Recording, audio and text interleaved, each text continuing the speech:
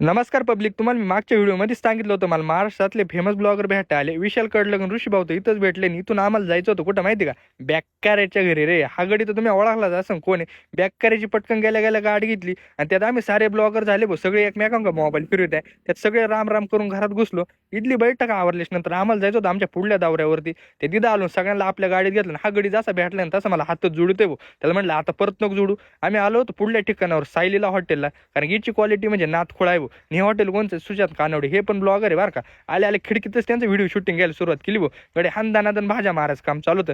सगळ्यांनी शूटिंग इथूनच घेतली. आतमध्ये गेलो बाब निसता जाळच भाऊ, निसता जाळंदूर सोबत. त्याला म्हणलं तो विषयच बेकार भाऊ. त्याला म्हणलं आवरा पटापट पटापट भाज्या लवकर निघून गेले पाहिजे. तर सगळ्यांचं इथं व्हिडिओ काढायचं काम चालू आहे. हा गडी काय हटत नाही भाऊ, निस्तार वाट्या धप्पाधप धप्पाधप. काम रुकणार नाही चाहिए. सगळं झालं ना, अंड्याच्या प्लेटी आल्या होत्या. हा गडी डायरेक्ट 4 बोटं करायला लागला भाऊ. पटकन तिच्या अंड्यावर ताव मारून घातला. सगळी ना आमची बैठक एवढी रंगली ना,